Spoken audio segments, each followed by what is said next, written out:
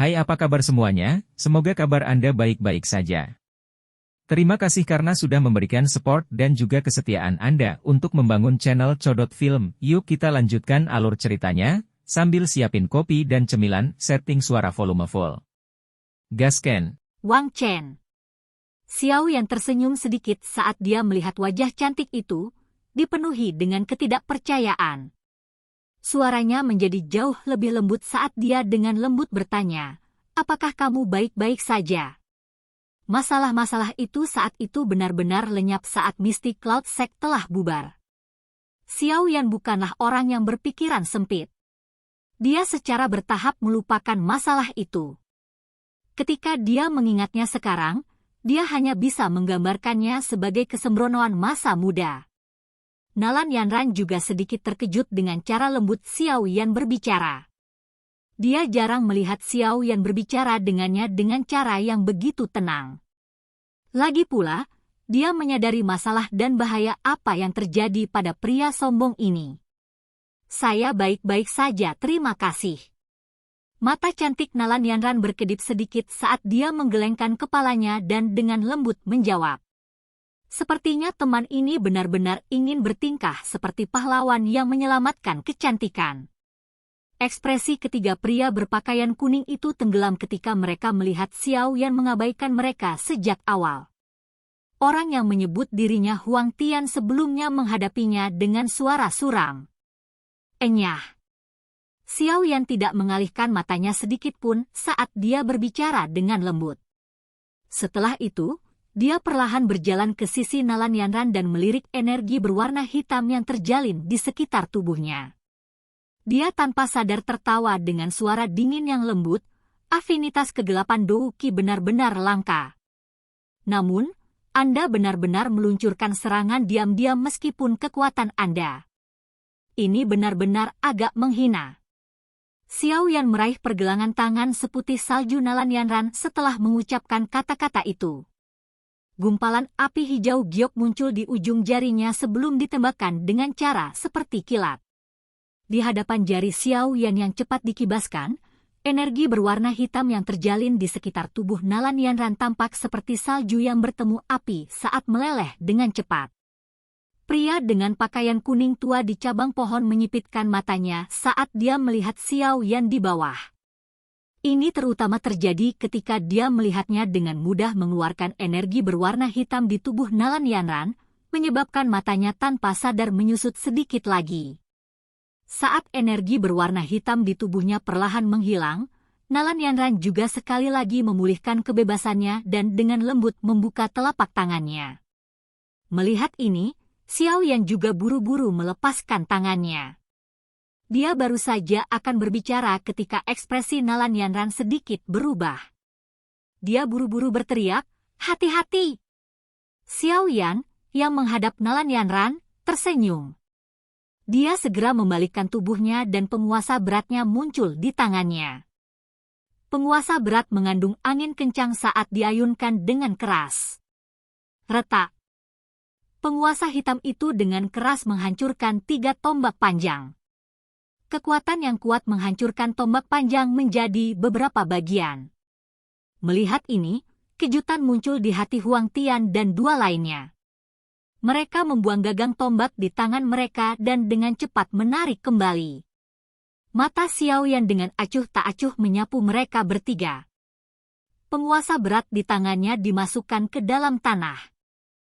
Kakinya menginjak tanah dan suara petir angin muncul. Tubuhnya juga menghilang secara aneh. Huang Tian dan 2 lainnya terkejut saat melihat Xiao Yan menghilang dengan cara yang aneh. Mereka baru saja akan berhasil memposisikan punggung mereka untuk saling berhadapan untuk melindungi diri mereka sendiri ketika sosok seperti hantu muncul di depan mereka. Angin tajam yang terbuat dari tinju tiba-tiba datang dan dengan kejam mendarat di baju besi di permukaan tubuh mereka. Bang! Tinju mendarat dengan keras pada mereka bertiga. Pada saat yang sama, kekuatan mengerikan mengalir keluar. Ketiganya seperti layang-layang yang talinya putus. Mereka terbang mundur sebelum bertabrakan dengan beberapa pohon besar. Seteguk darah segar dimuntahkan dari setiap mulut mereka. mengalahkan 3-4 bintang Dou Huang hanya dengan satu gerakan. Tangan Nalan Yanran tanpa sadar menutupi bibir merahnya saat melihat pemandangan ini. Segera, tatapannya dipenuhi dengan kerumitan saat melihat punggung kurus itu. Pria muda ini, yang pernah dia anggap sebagai sampah, telah berjalan di depannya. Yang bisa dia lakukan hanyalah memandangnya. Itu adalah kasusnya beberapa tahun yang lalu dan itu masih terjadi sekarang setelah beberapa tahun berlalu. Huang Tian dan dua lainnya meringkuk di tanah seperti udang, mengerang. Baju besi di tubuh mereka telah hancur oleh satu pukulan dari Xiao Yan.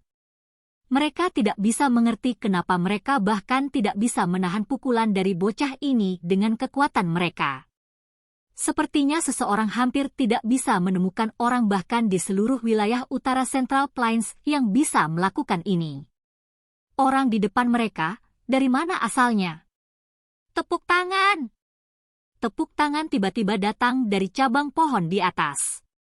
Seorang pria dengan bekas luka di wajahnya perlahan berdiri. Tatapannya terfokus pada Xiao Yan saat ia mengungkapkan senyuman jelek, "Tidak buruk, kamu dipanggil Xiao Yan? Bolehkah saya bertanya apakah orang yang memiliki konflik dengan Wind Lightning Pavilion adalah Anda?" Xiao Yan melirik pria yang terluka itu sebelum menyempitkan matanya. Orang ini sangat kuat.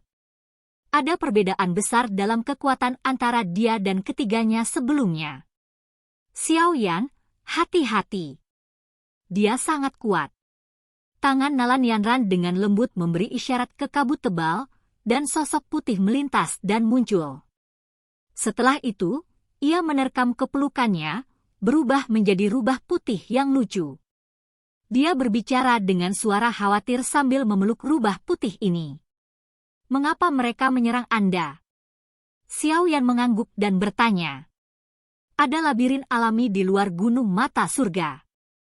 Jika seseorang yang tidak menyadarinya masuk, kemungkinan besar dia akan terjebak di dalamnya sampai gelombang energi selesai.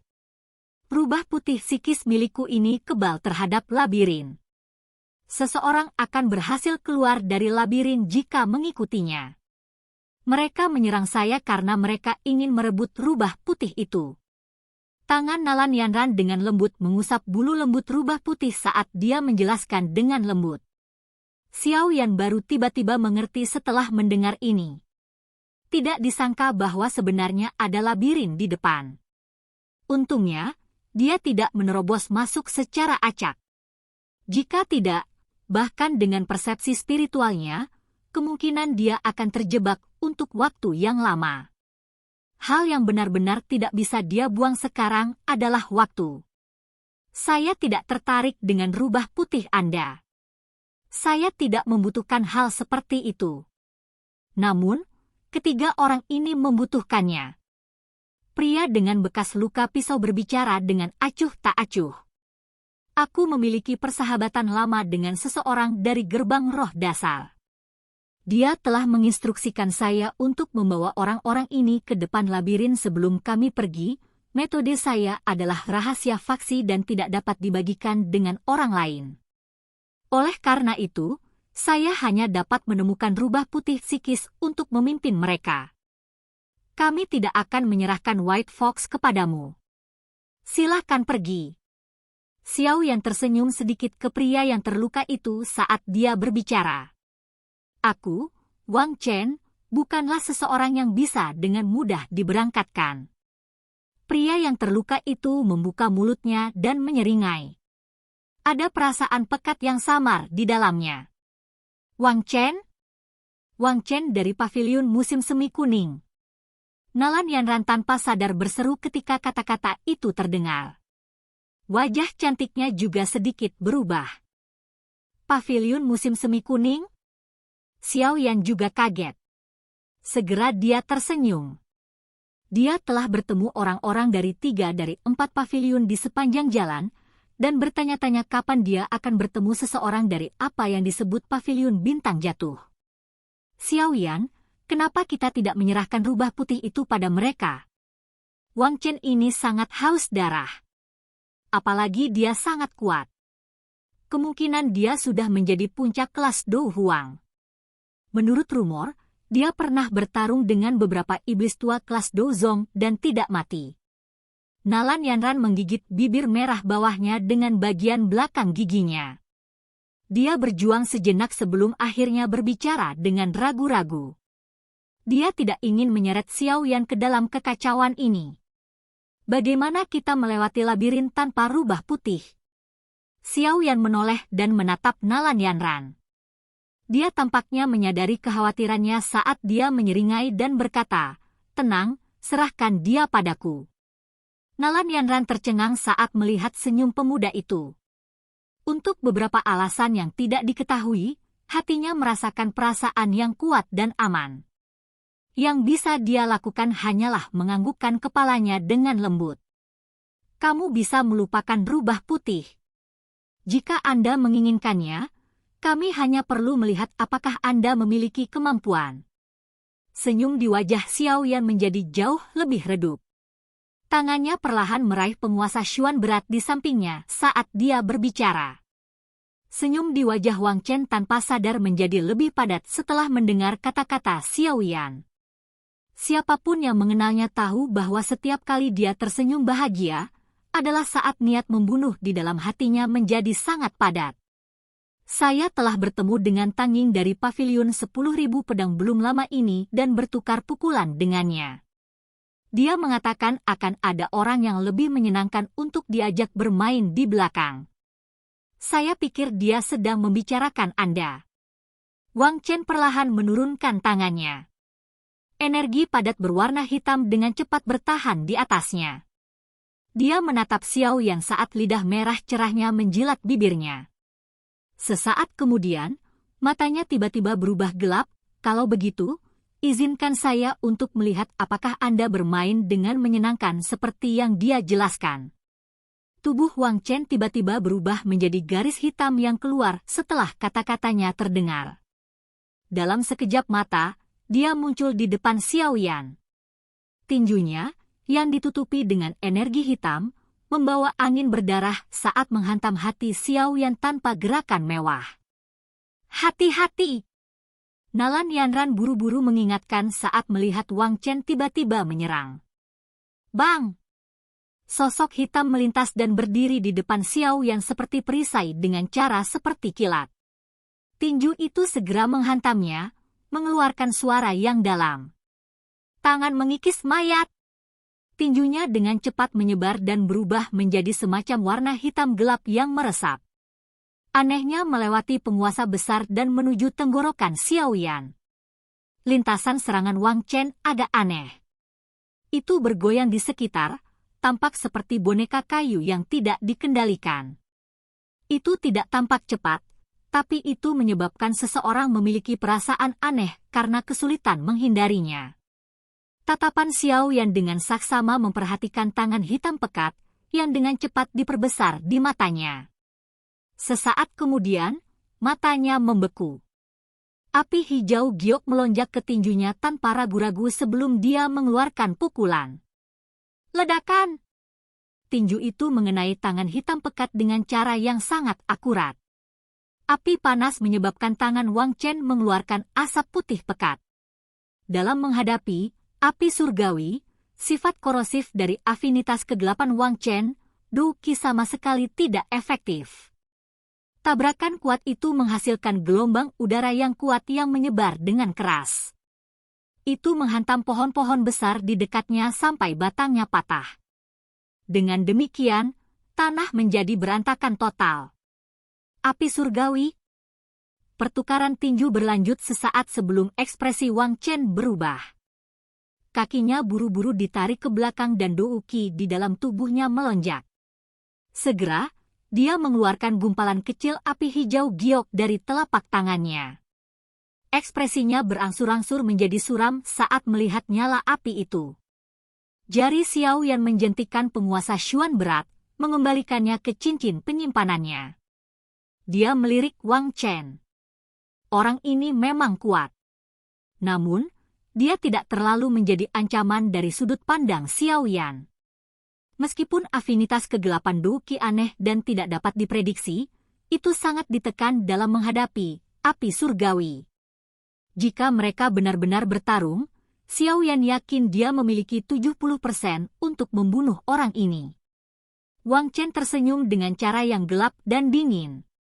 Dia bahkan tidak melihat Huang Tian dan dua lainnya saat tubuhnya mundur dan memasuki kabut tebal. Sebuah suara perlahan keluar saat dia melakukannya. Tidak heran jika Tang Ying sangat memikirkanmu. Anda memang memiliki beberapa kemampuan. Masalah hari ini akan berakhir di sini. Saya akan menunggu Anda di panggung Gunung Surga dan melihat apakah Anda memiliki kemampuan untuk tiba di sana. Silakan pergi ke. Oke guys, jangan lupa like, comment, share, and subscribe di channel Codot Film. See you next video. Peace out and bye-bye.